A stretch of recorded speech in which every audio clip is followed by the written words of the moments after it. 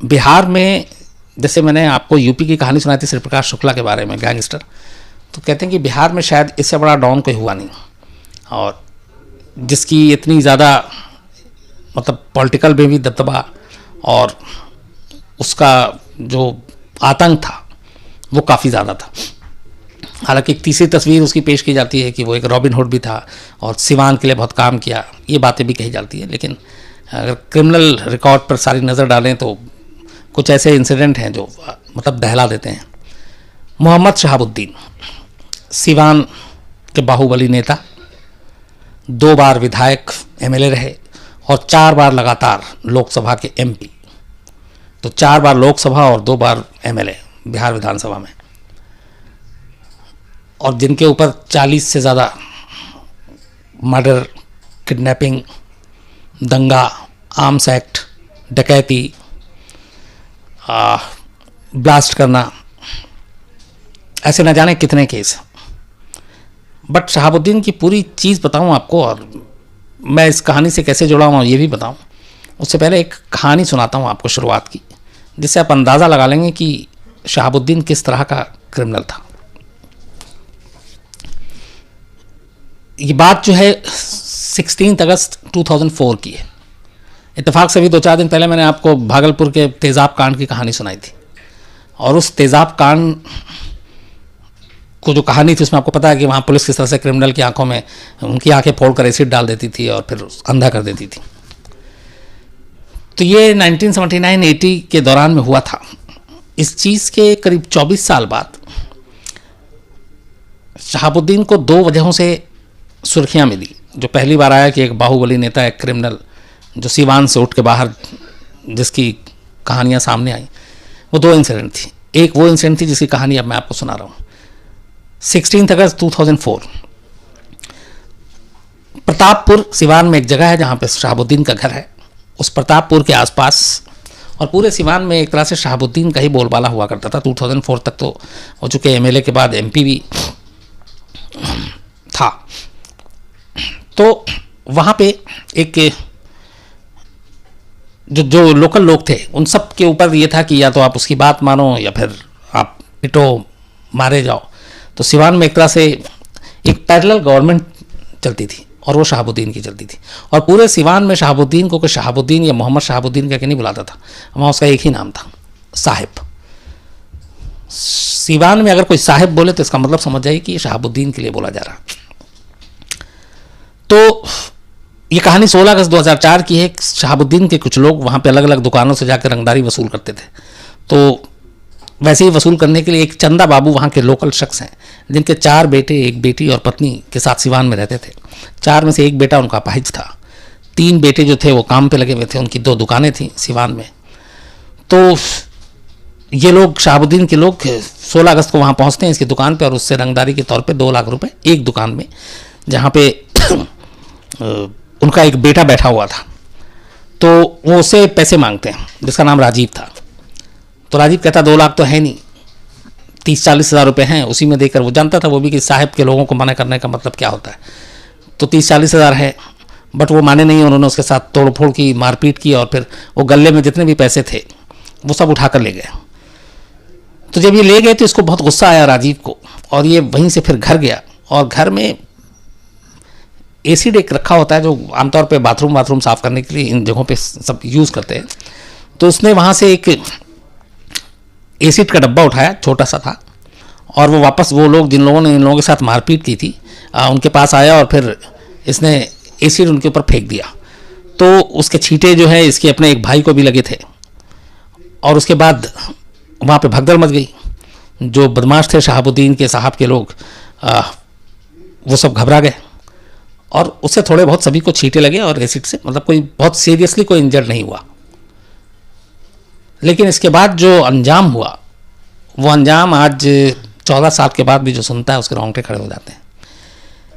जब ये हो गया तो फिर ये सारे लोग वापस जाते हैं। शहाबुद्दीन उस वक्त सिवान के जेल में ही बंद थे, और कहते हैं कि वो बंद सिर्फ जेल में नाम के लिए थे। जेल में बाकायदा दरबार लगता था, और जब मन करता था वो जेल से टहलने के लिए बाहर भी आ जाते थे। ये सच था, क्योंकि सिवान में तूती बोलती थी, और उस वक्त ऑलरेडी वो एमपी थे जब जेल में बंद थे, तो तूती बोलती। तो ये लोग वहाँ जाते हैं, उसके बाद ये खबर मिलती है, शहाबुद्दीन तक पहुँचती है। तो शहाबुद्दीन तक जब ये खबर पहुँचती है तो उसके बाद एक बदले की कार्रवाई शुरू होती है। इसके बाद यही लोग वापस जाते हैं और जो राजीव और सतीश, इसके दो भाई, दोनों अलग अलग दुकान पे बैठे हुए थे, इन दोनों को पकड़कर ये लोग गाड़ी में बैठाते हैं और प्रतापपुर ले आते हैं।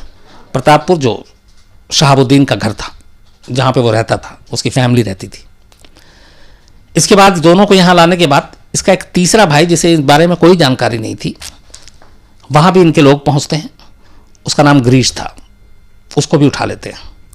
उसका तीनों को प्रतापपुर के इलाके में लाया जाता है और दिन भर उनको वहीं छोड़ दिया जाता है।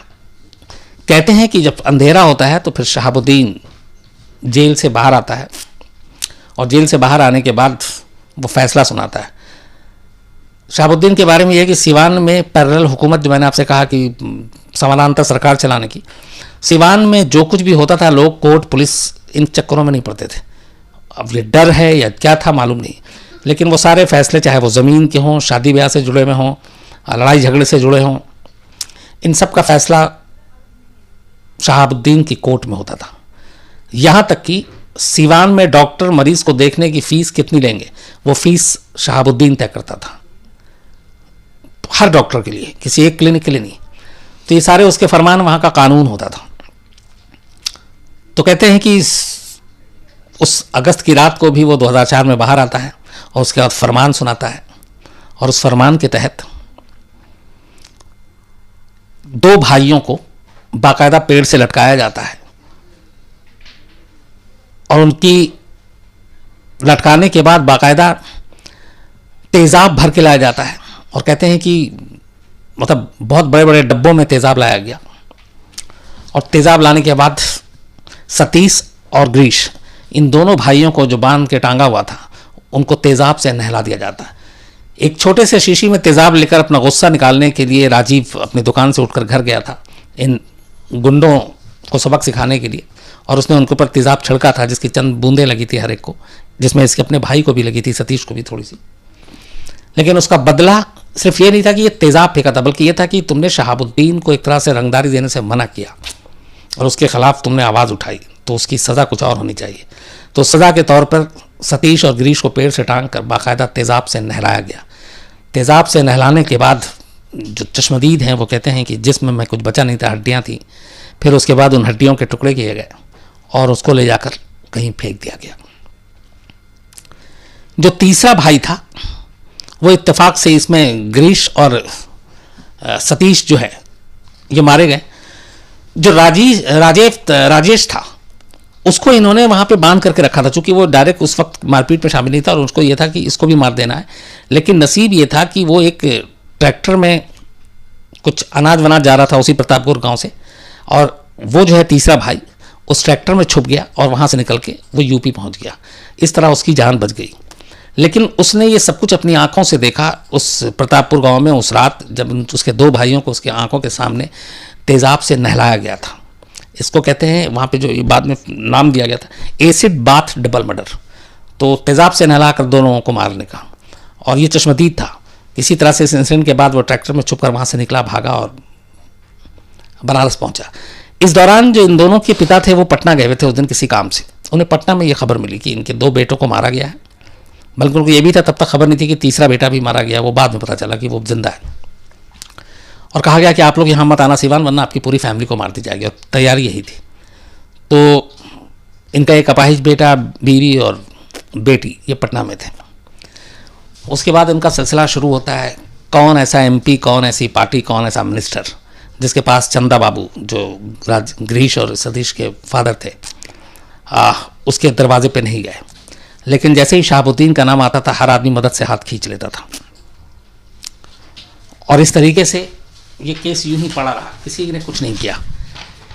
इसी दौरान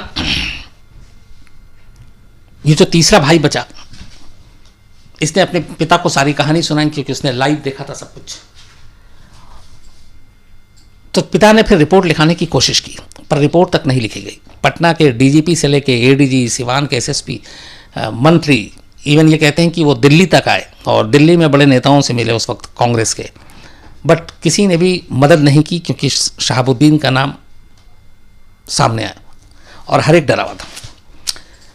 इस तरह से धीरे धीरे वक्त बीतता गया और आखिर में जब ये मामला बहुत लंबा तक खिंच गया, लेकिन बाप ने हार नहीं मानी, कोर्ट में भी गए, कोर्ट से भी कहा गया कि कुछ करो। फिर जाकर जो तीसरे चश्मदीद भाई थे और उसकी गवाही, उसके बयान, और जो बिहार में थोड़ा सा साम्राज्य बदला नीतीश कुमार, चूंकि लालू प्रसाद यादव का हाथ था, आरजेडी से सांसद, आरजेडी से विधायक शहाबुद्दीन, और आरजेडी मतलब लालू प्रसाद के बिल्कुल खासम खास तो कोई कुछ करता ही नहीं था। लेकिन उसके बाद जब नीतीश कुमार आरजेडी की सरकार गई तो फिर वहाँ के डीजीपी ने इनिशिएटिव लिया, उसके बाद सारे पुराने केस खोले गए और उसमें ये केस भी आया और बाकायदा चूँकि एक चश्मदीद था उसकी गवाही हुई। उस गवाही के दौर बाद ये जब सांसद थे मिस्टर शहाबुद्दीन साहिब, और ऐसा क्रूर क्रिमिनल, मतलब जिसको कोई नहला के किसी को मार, सोच के भी अजीब लगता है, तो वो सांसद बनकर दिल्ली में सरकारी निवास में पार्लियामेंट सेशन अटेंड कर रहे हैं। सोचिए आप, अजीब, इसे क्या कहेंगे हम लोग। तो फिर मामला ये खुला, सीआईडी को जांच दी गई, गवाही हुई, और तब जाकर 2005 में सांसद रहते हुए बिहार पुलिस की एक टीम आती है और संसद का सत्र अटेंड करके जब शहाबुद्दीन लौट रहा था तो घर से उसको यहीं दिल्ली के सरकारी निवास से गिरफ्तार किया जाता है और ले जाया जाता है। और उसके बाद ये मुकदमा चलता है, और मुकदमा चलने के बाद लंबे समय तक एक तो जो तीसरा भाई बचा हुआ था उसी की जान को खतरा था। उसकी गवाही हो जाती है, लेकिन उसको लगातार धमकियां मिलती हैं, और आखिरी जो भाई बचा हुआ था राजीव, इसके बाद पुलिस प्रोटेक्शन मिलता है चंदा बाबू को और तमाम लोग, उनके पिता को, उनकी फैमिली सीवान लौटती है, और एसएसपी को कहा जाता है इनको सुरक्षा दी जाए, तो पुलिस वाले निगरानी करते हैं, सुरक्षा देते हैं। इसकी शादी होती है फिर राजीव की, तीसरे भाई की जो बचा हुआ था, और उधर हाई कोर्ट सज़ा सुनाती है। इसी दो भाई को मारने के इल्ज़ाम में शहाबुद्दीन को उम्र कैद की सज़ा सुनाई जाती है। उम्र कैद की उधर सज़ा सुनाई जाती है, इधर इसकी शादी होती है। शादी होने के बाद 18वें दिन, राजीव की शादी के ठीक 18वें दिन, 16 जून 2014, 16 जून 2014 को सड़क पे गोली मार दी जाती है, और वो अकेला चश्मदीद था, और उसने लगातार इससे पहले कोर्ट में हर जगह लिख कर दिया था कि मुझे धमकी मिल रही है, मुझे मार देंगे, और वही होता है, और उसको भी गोली मार दी जाती है। फिर पिता पुलिस स्टेशन में जाते हैं, उनके तीसरे बेटे की मौत थी, फिर वो रिपोर्ट लिखाते हैं। चूँकि गवाही हो चुकी थी तो इसलिए केस पे असर नहीं पड़ता है। कुछ दिनों के लिए बेशक उसकी मौत के बाद ज़मानत मिलती है, उसको लगता है कि अब चश्मदीद तो है नहीं, लेकिन फिर ये मामला सुप्रीम कोर्ट में जाता है, और सुप्रीम कोर्ट, लोअर कोर्ट और हाई कोर्ट के फैसले को, जिसमें उम्र कैद की सज़ा दी गई थी, बरकरार रखती है और ज़मानत रद्द करती है, और शहाबुद्दीन को जो है वापस जेल जाना पड़ता है, और अब भी शहाबुद्दीन जेल में। ये एक कहानी, इंसिडेंट आपको सुनाना इसलिए ज़रूरी था कि एक फैमिली के 3 बेटों को, जिनमें से 2 को तेज़ाब से नहलाकर मारना और एक की फिर गोली मार के, शादी के 18वें दिन, इस तरह का क्रिमिनल शहाबुद्दीन। अब शहाबुद्दीन की पूरी शुरुआत कैसे हुई और वो शहाबुद्दीन कैसे बना। सिवान के प्रतापपुर इलाके में पैदा हुआ, अच्छी खासी पढ़ाई की, वो एमए, पीएचडी और यहाँ तक कि एलएलबी का भी एग्ज़ाम दे रहा था। अब जहाँ पे एलएलबी का एग्ज़ाम दे रहा था, वहीं पे मेरी शहाबुद्दीन की कहानी शुरू होती है कि मैं इसमें कैसे स्टोरी को मैंने कवर करने का मौका मिला। खबर आई कि शहाबुद्दीन अब एलएलबी का एग्ज़ाम दे रहा है और वो वकालत भी करेगा, और इसके पीछे ये भी थी कि उसके खिलाफ बहुत केस हैं, 40 से ज़्यादा, तो वकीलों पे भरोसा नहीं है, वो खुद ही अपने केस की पैरवी करेगा। तो ये खबर जब मिली तो हम लोग पहुँचे शूट करने के लिए। बिहार में नकल अब तो थोड़ा कम हो गया, वरना आपको पता है कि 10वीं 12वीं और इन सब के एग्ज़ाम में वहाँ नकल किस लेवल पे होता है, तो उस दौर में भी यही हाल था। तो पता चला कि अपने सोर्सेज से कि शहाबुद्दीन एलएलबी का एग्ज़ाम तो दे रहा है, लेकिन शहाबुद्दीन के नाम पर वो एग्ज़ाम में कोई और बैठ रहा है। एडमिट कार्ड, ये सारी चीज़ें उसके नाम पे, तस्वीर उसकी, लेकिन एग्ज़ाम देने वाला कोई और ये आम बात है। तो इस स्टोरी को हम लोगों ने कवर की, उसकी वजह से फिर उस एग्जामिनेशन सेंटर तक पहुँचे, फिर सिवान पहुँचे, शहाबुद्दीन के लोगों से मिले। अच्छा, उस वक्त तक ये जुर्म और तमाम शोज़ आते थे तो वो लोग पहचानते भी थे, तो बड़े प्यार से मिले, पर उन्हें ये पता नहीं था हम करने क्या हैं। हम तो ये करने आए थे कि साहब जो है LLB बन रहे हैं, मतलब इतना वक्त अब भी है कि इतनी पढ़ाई पे ध्यान दे रहे हैं, तो थोड़ा पॉजिटिव कहानी सुनाई थी। और उसी दौरान सिवान में फिर 2 दिन रुका भी था। और तब पहली बार एक चीज़ पता चली थी जिसका मैंने पहले भी आपको जिक्र किया था कि जब आप पटना से सिवान के लिए जाते हैं या फिर आप यूपी की तरफ से सिवान के लिए जाते हैं तो बाकी सड़क तब भी उतने अच्छे नहीं थे, लेकिन ठीक ठाक थे। आप आराम से 50-60 की स्पीड में गाड़ी चलाकर निकल सकते हैं, बीच बीच में गड्ढा ज़रूर है। लेकिन जैसे ही सिवान 20 किलोमीटर जब दूर होता है उसके बाद सड़क गायब हो जाती है। सड़क है लेकिन सड़क पे सड़क नहीं है, सिर्फ गड्ढे हैं। और आपकी गाड़ी की स्पीड किसी भी कीमत पे आप कितनी भी कोशिश कर लें 10 किलोमीटर प्रति घंटा से ऊपर आप चला ही नहीं सकते। 10 किलोमीटर से ऊपर की आपकी स्पीड हो ही नहीं सकती, वरना गाड़ी बैठ जाएगी। और वो सारा गड्ढा था।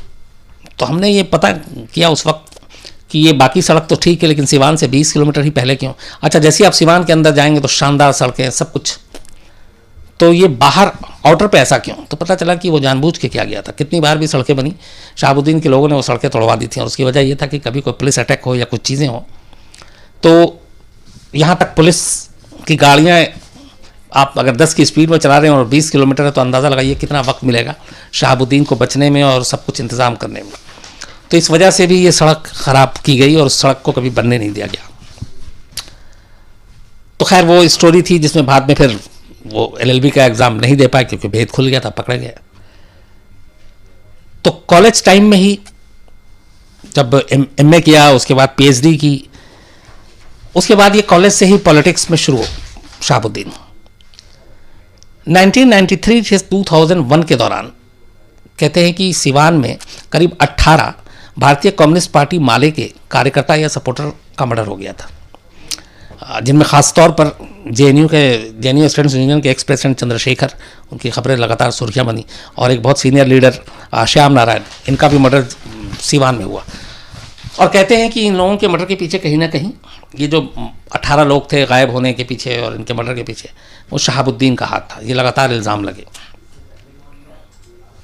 इसी बीच में एक और माला एक्टिविस्ट, भाकपा माला के मन्ना चौधरी, इनका किडनैप हो जाता है और ये गायब हो जाते हैं।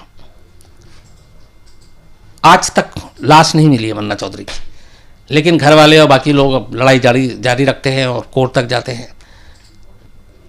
शहाबुद्दीन को अपने जो 40 के करीब क्रिमिनल केसेस हैं, उनमें 2 ही मामले में उम्र कैद की सज़ा हुई है। एक जो दोनों भाइयों को एसिड से नहलाकर मारा था, और दूसरा इस मन्ना चौधरी को, जिसकी आज तक लाश नहीं मिली है, लेकिन ये सबको यकीन है कि वो इस दुनिया में नहीं हो, उसको मारा जा चुका है। और कोर्ट ने लाश न होने पे मर्डर इस्टेब्लिश नहीं हो सकता है क्योंकि लाश ज़रूरी है, लेकिन कोर्ट ने इसको इस तरह से उम्र कैद की सज़ा सुनाई कि kidnapping with intention to murder, मतलब किडनैपिंग इसलिए किया कि ताकि आपको जान से मारना है, और इसी बेस पे कोर्ट ने उम्र कैद की सज़ा सुनाई। तो शहाबुद्दीन को 2 मामले में ही उम्र कैद की सज़ा हुई, जिसमें से एक ये मन्ना चौधरी है, माले कार्यकर्ता। कहते हैं कि जब ये 19 साल का था शहाबुद्दीन, तब इसने पहला क्राइम किया था और पहला केस इसका दर्ज हुआ था। अब तक 36 साल अलग अलग मामलों में सज़ा हुई है, 2 उम्र कैद को छोड़कर। फिलहाल जेल में है। 2 बार ये विधायक रहा, 4 बार ये MLA रहा। और शहाबुद्दीन को शहाबुद्दीन बनाने की मैंने आपको बताई थी कि 2 कहानी। पहली तो आपको एसिड बता दी कि एसिड केस जो नहलाया था उसकी वजह से।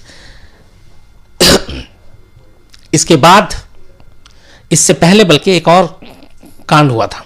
ये 15 मार्च 2001 की बात है। तब शहाबुद्दीन राष्ट्रीय जनता दल पार्टी से जुड़ा हुआ और MP उस वक्त तक बन चुका था। तो वहां पे एक पुलिस की टीम सिवान में एक RJD के ही दूसरे लीडर की गिरफ्तारी की तामील के लिए पहुंचती है। उनके पास वारंट था और वो वहां पहुंचती है उस नेता को गिरफ्तार करने के लिए। शहाबुद्दीन वहां मौजूद था। तो कहते हैं कि जब ये अधिकारी वहां पहुंचे, पुलिस की टीम, तो शहाबुद्दीन की हमेशा पुलिस से हाथापाई हुई। वो पुलिस वालों पे हाथ उठा देता था, बल्कि पुलिस वालों पे गोली भी चलाई। एक बार अपने ही इलेक्शन के दौरान SSP के ऊपर गोली चला दी और SSP को जान बचा के भागना पड़ा था। और ये सारी चीज़ें पटना तक पहुंचती थी, लेकिन कार्रवाई कोई नहीं होती थी क्योंकि लालू प्रसाद यादव का शहाबुद्दीन पर हाथ था। तो 15 मार्च 2001 को एक RJD के ही लीडर को गिरफ्तार करने के लिए पुलिस की टीम पहुंचती है। और उनके जो मेन पुलिस अफसर थे उस वक्त, जिनकी अगुवाई में ये टीम पहुंची थी, संजीव कुमार, तो कहते हैं वहाँ पे शहाबुद्दीन मौजूद था। और शहाबुद्दीन ने जब देखा पुलिस टीम को और उसने वारंट देखा, तो उसने गिरफ्तारी में मदद करने की बजाय सीधे संजीव कुमार को थप्पड़ मार दिया। वर्दी में उस वक्त वो ड्यूटी दे रहे थे पुलिस वाले, और उनकी साथ जो बाकी पुलिस वाले आए थे उनको शहाबुद्दीन के लोगों ने बुरी तरह मारा और बुरी तरह पिटाई की, बहुत सारे जख्मी हुए। और ये पुलिस टीम वापस जाती है। पुलिस टीम में बड़ा गुस्सा था कि एक क्रिमिनल और उसके लोग इस तरीके से ड्यूटी पर उसके ऊपर हाथ उठाते हैं। तो ये बात पटना तक पहुंची। फिर ये हुआ कि इससे पुलिस में बगावत भी हो सकती है। तो तय हुआ कि नहीं, इसको करने के लिए जो शहाबुद्दीन और उसके साथ जो लोग थे उन्होंने ड्यूटी पे पुलिस पे हाथ उठाया, उनको गिरफ्तार करेंगे और टीम जाएगी। इसके बाद एक बड़ी टीम शहाबुद्दीन के गांव प्रतापपुर पहुंचती है, शहाबुद्दीन और उन लोगों को पकड़ने जिसने पुलिस टीम पे हाथ उठाया था। वहाँ सीन एकदम अलग था। शहाबुद्दीन के लोगों को पता था ये पुलिस टीम आई है। इसके बाद शहाबुद्दीन के लोग फायरिंग शुरू कर देते हैं। जवाब में पुलिस भी फायरिंग करती है। 2 पुलिस वाले और 8 गांव वाले प्रतापपुर के जो शहाबुद्दीन के लोग थे ये मारे जाते हैं। और इसके बाद पुलिस को वहाँ से पहली बार AK-47 जो आर्मी यूज़ करती थी वो गन, नाइट विज़न कैमरा और कुछ पाकिस्तान के मैन्युफैक्चर बने हुए हथियार, ये सारी चीज़ें मिलती हैं। लेकिन शहाबुद्दीन गायब हो जाता है, भाग जाता है। अब इसके बाद जब ये सारी चीज़ें मिलती हैं तो पहली बार ये भी उठता है कि शहाबुद्दीन का जो उस वक्त पुलिस थी उसने अपने एक बयान दिया था कि इस बात की भी जांच कर रहे हैं कि इसका पाकिस्तानी खुफिया एजेंसी ISI से तो कोई लिंक नहीं है, क्योंकि वो हथियार पाकिस्तानी मैन्युफैक्चर थे जो इसके घर से बरामद हुए थे। और वो जो बाकी चीज़ें मिली थी वो सिर्फ आर्मी यूज़ कर सकती थी, ये नहीं, वो भी इसके यहाँ से मिला था। तो ये मामला संगीन हो गया था। और इसके बाद पुलिस की टीम पीछे पड़ी और इसको पकड़ने की कोशिश की गई, लेकिन ये उस वक्त तक पकड़ा नहीं गया। और दूसरी बात, फिर सरकार की तरफ से ऐसा था नहीं कि इसको पकड़ा जाए और इसके साथ कुछ किया जाए, तो वो आराम से बचा रहा। बाद में जब वो गिरफ्तार हुआ तो उसको सिवान जेल में रखा गया। लेकिन सिवान जेल में भी जब उसको रखा गया तो कायदे से कहते हैं कि सिर्फ गिरफ्तारी नाम को थी, एक आई वॉश था।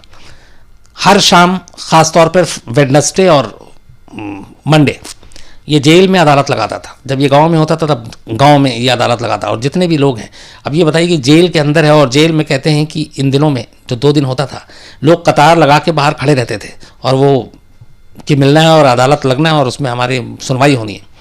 और बाकायदा जेल प्रशासन पूरी छूट देता था और वो जेल के अंदर एकदम एक अदालत लगाकर शहाबुद्दीन साहब बैठे रहते थे और फिर वो फैसला सुनाते थे। कई बार ऐसे लोगों को रोकने की कोशिश की गई। एक बार पटना बेऊर जेल का मामला था कि वहाँ पे एक जेलर ने हिम्मत दिखाई और उसने कहा कि यहाँ पे कोई आपसे रूल के अलावा कोई मिलने नहीं आएगा। तो कहते हैं कि शहाबुद्दीन, ये FIR में दर्ज है, शहाबुद्दीन ने उसे ये धमकी दी थी कि बहुत दिन हो गया तुझे पिटे हुए, एक बार बाहर आऊँ फिर तड़पा तड़पा कर मारूंगा। इसके ऊपर बाद में FIR दर्ज हुआ। एक बार ऐसी एक मामला चल रहा था पटना में कोर्ट में, तो बाकायदा जज को शहाबुद्दीन के वकील ने धमकी दी थी भरी कोर्ट में कि आप ये ऐसे कर दो वरना फिर आपकी जान को खतरा है। बाद में ये मामला ऊपर के कोर्ट में गया, शिकायत की, तो फिर उस वकील को अरेस्ट किया गया जो शहाबुद्दीन की तरफ से जिसने धमकी दी थी। तो इस तरह से धमकाना, इस तरीके से बातें करना फितरत में शामिल थी।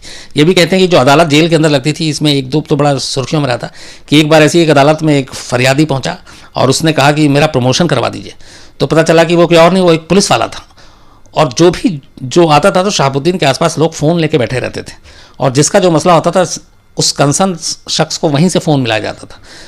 तो इसके विटनेस भी हैं कि जब इस पुलिस वाले ने कहा कि मेरा प्रमोशन करा दीजिए तो उसने सीधे फ़ोन मिलाया पटना में एक सीनियर पुलिस अफसर को और उसने नाम बताया और ये कहा और उसका कहा कि अगली रिपोर्ट मेरे पास इसका प्रमोशन का आना चाहिए, और उसका काम हो गया।